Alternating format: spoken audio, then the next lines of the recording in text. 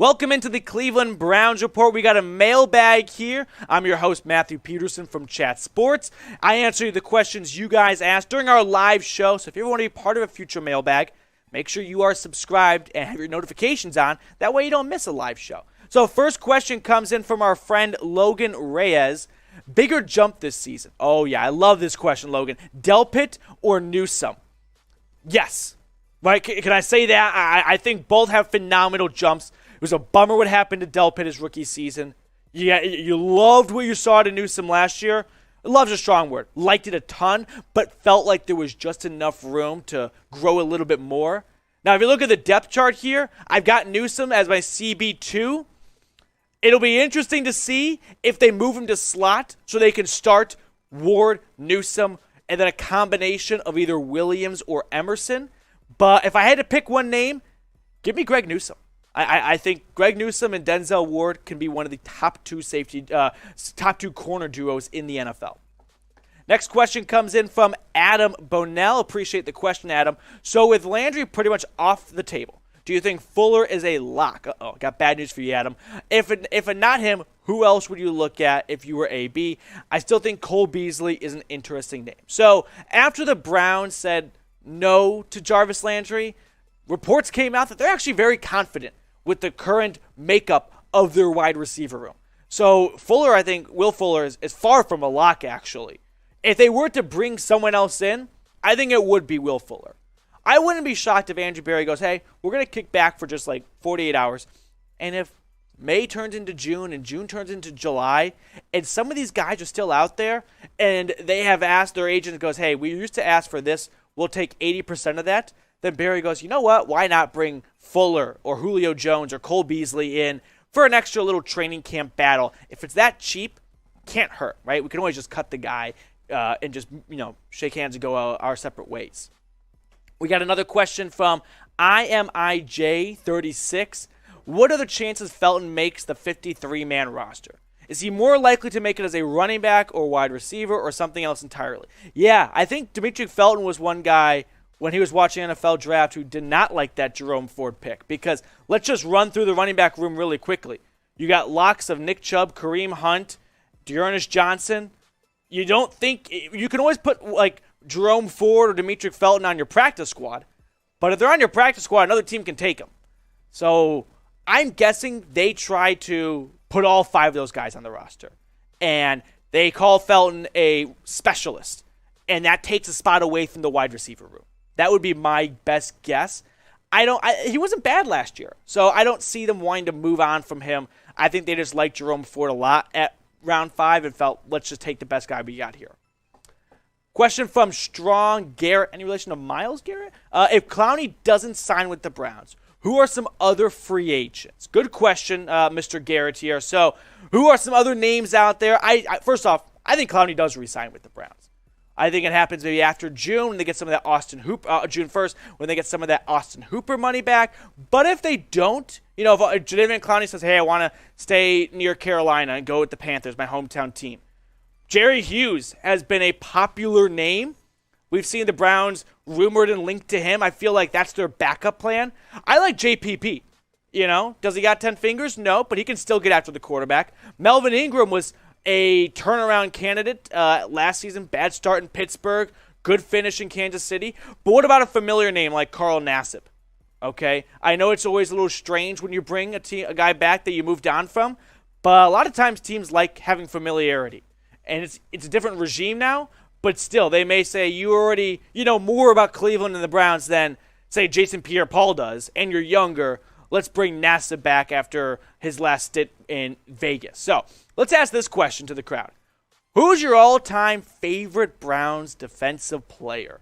I'll open it up to the entire encyclopedia, entire decades of Browns history of football. You want to go Clay Matthews? You want to go a different direction? Let me know your all-time favorite player on the defensive side of the football down in the comment section. This question comes in from, I think, the guy who was at our live show first, Jeffrey. I heard JOK was going to take number 6 after Baker leaves. So this is unpopular opinion. I don't like the new number change stuff. I think I liked how it used to be. Linebackers should wear numbers that are for linebackers. 6 on a linebacker just looks weird. Now, what I would love to see happen is if Odell Beckham Jr. came back and wore number 6. That would be the highest level of trolling ever. And I'd have to eat some of my own words about that, but I'd have to respect how funny that would be. But let's see. I know if you change your jersey, you got to buy it out because they've already got some in the store, so that would probably be an issue. But maybe he'll do it in like 2 years and they'll stop printing the new jerseys. Jerry Hughes just signed to the Texans? Oh, okay. Well, that's going to be a downer. Zaire Smith. $2 super chat. Appreciate you, my dude. You think David Bell will break out before DPJ? No, I don't.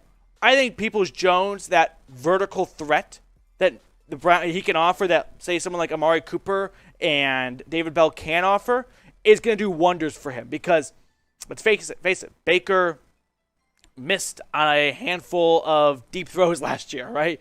You can just ask Odell Beckham Sr. So I think DPJ adding that element to the offense, he led the Browns in receiving yards last year with like 597. So I think he will be able to break out before David Bell does. I'll go DPJ first. If you hate the Ravens, like my friend Rick does, then make sure you subscribe. Because whether it's Pittsburgh, Baltimore, or even Cincinnati that only has a fan base when they're good, subscribe and you'll fit in just nicely here. And our little bigger YouTube dog pound community. We're growing. We're nearly at 10,000 subscribers. So subscribe, youtube.com/Browns Report. We got a question from Corey's Apex. DPJ getting to learn from the best route runner in the business is going to be huge for him. You're talking about Amari Cooper, and he absolutely is one of the best route runners in the business. And the funny thing about wide receivers, when you talk about their strengths and you say route running, it's always a little difficult to point at. You know what I mean? No one ever thinks of like, oh, that guy is route running. But Amari Cooper really does do that. And what that opens up is, as a DB, take an extra step back.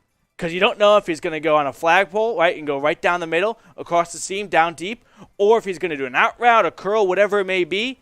And so when you have to have the DB respect your route tree like that, it opens up more opportunities for you. And if DPJ can learn to mold into that a little more than just being a deep threat target, not that he's just that, but that's what he's known for, that will be awesome. So great question, good thought there, Corey. Question coming in from Tim, longtime viewer and subscriber here at the channel. Appreciate you. Matthew, do you think the Browns will use any of their draft picks they just picked up in this year's draft as trade bait to dump Baker? Are you saying the picks the Browns got? Okay, sorry, a little difficult to read on screen here. No, it's tough to say. I honestly just think ultimately Andrew Berry will hope for an injury to happen. He can trade Baker away, and if not, they'll just cut him before the season starts. There's some loose ideas of getting a comp pick for this guy. They're not stashing Baker on this roster all season. That's just not going to happen. We got a question from Troy Brown now. What rookie will have the biggest impact in 2022? Good question. You can go a handful of different directions with this thought, right? But to me, when I think of impact, that means an opportunity to get on the field the most. I'll go Perrion Winfrey. Maybe that's a cop-out. Maybe I'm taking the easy road here. But this is a player who doesn't have a lot of tough competition above him. No offense to Elliott or Togiai, but you're telling me that those jobs are concrete, stamped and sealed? No. Winfrey could absolutely come in and win that job and have the biggest impact, whereas Emerson and Alex Wright and David Bell, they've got some extra clutter above them to try and break through. Winfrey's got the softest glass. So I'll go Perrion Winfrey. So what do you think about this? Will Winfrey start week 1?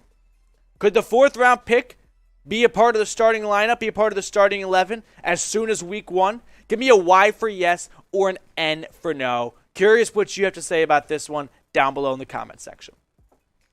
Question now from Awesome Browns fan.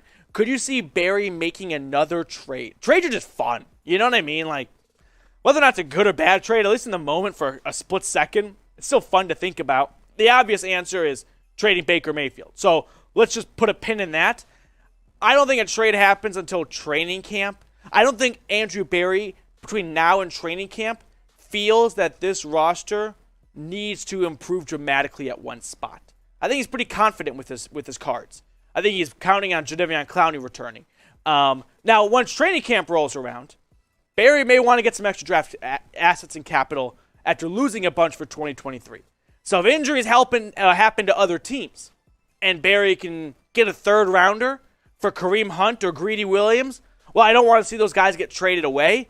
I think Barry may have to take the picks if someone else is starting running back or corner gets hurt and he can get some capital for guys who aren't even starters on his team.